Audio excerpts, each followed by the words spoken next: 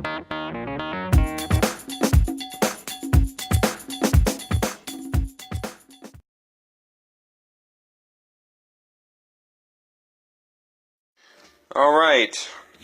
I have figured out the fix. I'm going to make a shorter video here to help someone out. It's going to be a 92 to 99 8th generation Suburban security flashing light. A lot of people have posted a lot of things online of kind of guiding anyone really trying to figure this problem out. I had a customer complain of the same issue. Took about 24 hours for me to kind of figure out exactly what it was, and then it took me another 2 days to make time to get it done. So the things you want to look for if you're having any issue with the flashing light, that'll be up here in the right corner, security light. It's either going to be flashing or it's going to be a solid light. If you're having any of these things, I printed it out because I was unable to make the video while I was at the vehicle.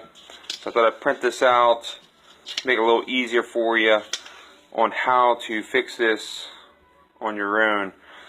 So pretty much things you're going to want to look for and exactly what you're going to read online is you got to make sure you're not having computer issue, fuel pump issue, ground issue, starter issue, and the best way to do that is going to be turn your key forward. Do you hear the fuel pump?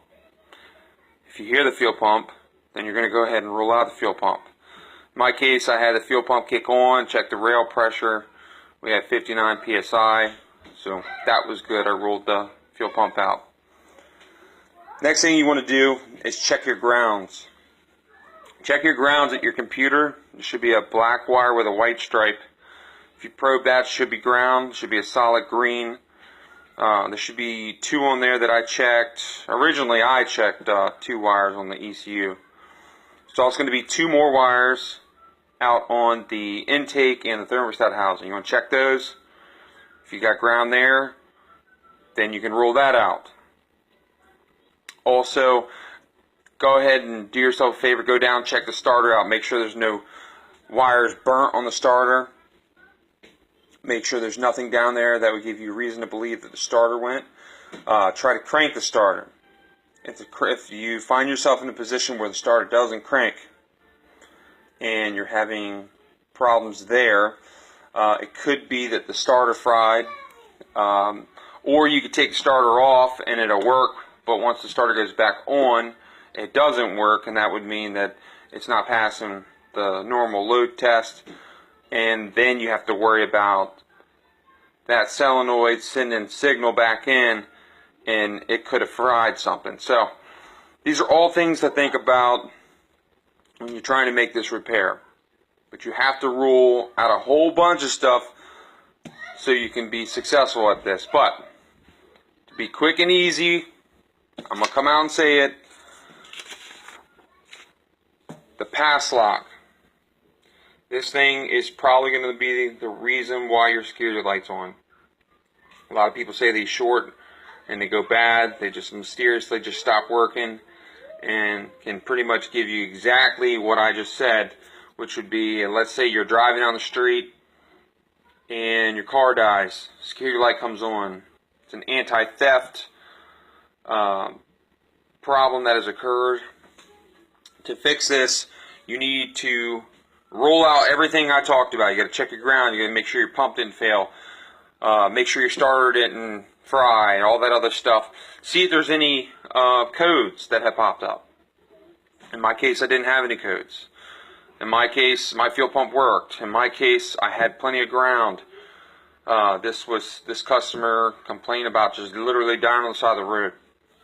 So what you're going to do if you find yourself in this position and you've ruled everything out and you're pretty much believing that it's just a pass lock, what you're going to do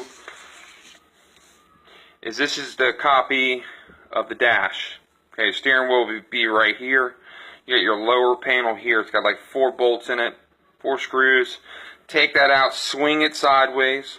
You got your ashtray mount here. It's got like 4 little black pins in each corner. Take those out, pull it out, and then right behind that on the left, you're going to find the pass lock location. All you do is go underneath here with the left hand, pull the pin out of the electrical socket, and then go back in here with the right hand and start yanking, pulling this out. And what will happen is you can pull it directly out the ashtray location. Once you do that, go to the store, buy a new one of these. They're not cheap though. They're like $130 new. Or you can go to your junkyard, pick one up for about 20 bucks. Some yards may vary. You might get to a pick and pull, and this might be $1. But I can almost guarantee you, unless there's keys in the vehicle, that you're pulling it off of. There's no way to really test this that I'm aware of other than just trying it. One of the things I noticed when I got back was that the security light had changed. As soon as I plugged in the pass lock, the new one, this security light, instead of being solid, was immediately flashing at me. I knew there was something different about that, so I went ahead, and if you look online, they can give you, anybody can look it up. It's called a reset process for these cars or vehicles. 10 minutes on, 10 seconds off. Do that process. It talks about 3 times totally doing it. I would recommend 6 times. Do it 6 times. One of the things I also noticed, which I kind of went out of order, once I did this the first time, let's say we're in the first 10 minutes of cycling that key, I noticed the security light go off, and I was like, alright, cool, you know, I don't have to wait 30 minutes. Well, I made that mistake, and sure enough, every time I turned it forward, the security light started flashing again. So do that process. I'm going to go ahead and recommend, it took 6 times total to do it, and then the light came off, and as soon as the light came off, the truck turned right on. So in that scenario that you're experiencing the security light and you can't get it off, it's a solid light, you've done the reprogramming process over and over, the light won't go off, you can't get your truck to turn on, go get your pass lock. And I already showed you how to change it, where it's located. Now, just to give you some background on this vehicle, like I said, the customer said it was a no start, just turned off on the side of the road, got it towed back, she waited a year. Her symptoms, or her issues that she was having, is that every time she turned the ignition, she could get it, she wouldn't be able to successfully get it to crank over. Every time she did it 3 times, it would burn these fuses. It popped these fuses.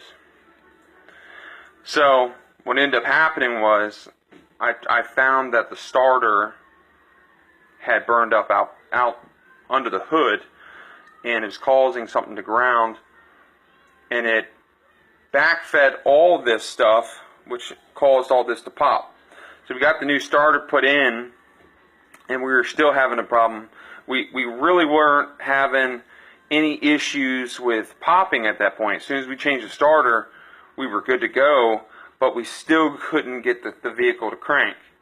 So I went ahead under the dash and found that this vehicle had a aftermarket alarm system, and everything in the system had been fried as well. So I went ahead and gutted, took out the aftermarket alarm system, and took it back down to original stock factory harness, and then I was able to get my cranking back. As soon as I turned the key, I could crank the starter finally. So then at that point, we went ahead and tested injector pulse on number 6, and we found that when we cranked the vehicle, we had ground, but as soon as the vehicle turned on for that 3 seconds when it shuts down, after that 3 seconds, it lost the ground. It had the power, but it killed the ground. So I knew that the injector pulse is being affected somehow. So ended up finally chasing this bad boy down, and we pulled it out, replaced it. And exactly what I was telling you, it took 6 times for the 6 learning processes to get this finally resolved. So if you're experiencing these problems, maybe you're not going to go through what I did with the fuses popping and all that other stuff. You're not going through any of that. I'm just going to come out and say if you have a security lights up here in the right corner, solid or flashing, more than likely it's going to be your pass lock.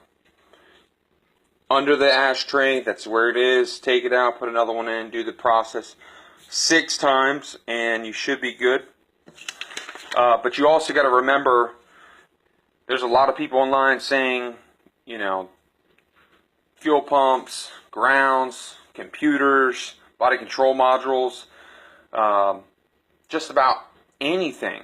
Cam sensors, distributors, anything can kind of give you these kind of issues, but a lot of people want you to rule out a lot of things before you get to this point. But if you've already done all that, if you've already done your homework, you've already chased down all the other stuff, your fuel pump necessarily, like if you hear your fuel pump coming on, your fuel pump is working. So what I would tell you is just change the pass lock in the scenario where you don't have any fuses going bad, you don't have starter going bad, any of that. You just have the light just pop up, change pass lock, and you should be back in business. Message me on the bottom, like, subscribe. I do get a lot of videos on here that I find solutions for people like you to help you out, because a lot of people don't know, you know, what can I do, how to do it, what are the steps, what things should I look for. Go ahead and comment below. Tell me how it worked out for you. If you have any questions, go ahead and message me, and I'll see what I can do to get back to you. But in the scenario where you don't have any of these problems, and it's just a light on, and you can't get it to fix after you've already done the process 3 or 4 times, change this and then try it again. Good luck to you. Thanks.